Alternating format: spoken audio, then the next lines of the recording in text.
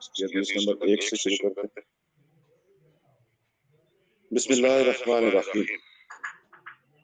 نبی کریم صلی اللہ علیہ وآلہ وسلم کے اس فرمان کی تشریح سے متعلق ہے جس میں آپ صلی اللہ علیہ وسلم نے فرمایا کہ اسلام کی بنیاد 5 چیزوں پر رکھی گئی ہے، اور ایمان کا تعلق قول اور فعل اور ہر دو سے ہے، اور وہ بڑھتا ہے اور گھٹتا ہے، اور وہ بڑھتا ہے اور گھٹتا ہے، جیسا کہ اللہ تعالیٰ نے فرمایا ان کے پہلے ایمان کے ساتھ ایمان میں اور زیادتی ہو۔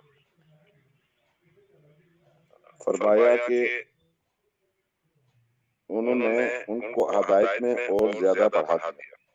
سورہ کہف 13۔ فرمایا کہ سیدھی راہ پر ہیں ان کو اللہ اور ہدایت دیتا ہے، جو سیدھی راہ پر ہیں اللہ ان کو اور ہدایت دیتا ہے۔ کہ لوگ ہدایت پر ہیں اللہ نے اور زیادہ ہدایت دی اور ان کو پرہیزگاری عطا فرمائی۔ سورہ محمد 17۔ فرمایا کہ لوگ ایماندار ہیں ان کا ایمان اور زیادہ ہوا۔ سورہ مدثر۔ فرمایا کہ سورت نے تم میں سے کس کا ایمان بڑھا دیا؟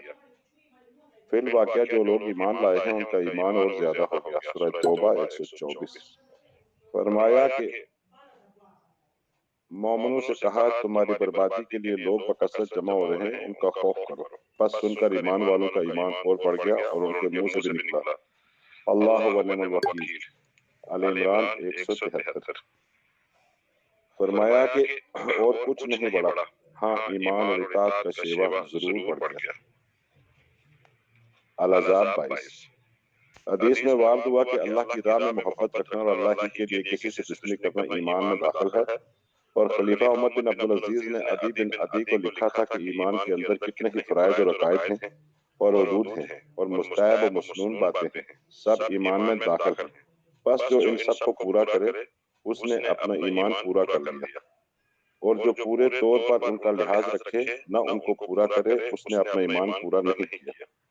بس اگر میں زندہ رہا تو ان سب کی تفصیلی معلومات تم کو بتلاؤں گا تاکہ تم ان پر عمل کرو، اور اگر میں مر بھی گیا تو مجھ کو تمہاری صحبت میں زندہ رہنے کی خواہش بھی نہیں۔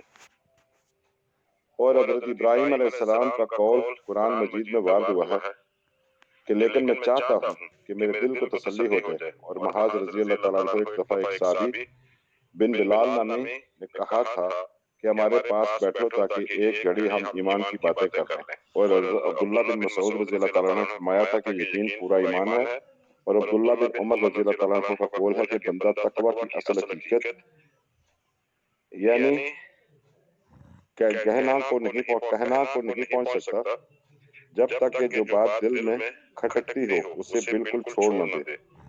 اور مجاہد رحمت اللہ علیہ نے آیت کریمہ لکم من الدین الاخ کی تفسیر میں فرمایا کہ نے تمہارے لیے دین کا وہی راستہ ٹھہرایا جو حضرت نوح علیہ السلام کے لیے ٹھہرایا تھا۔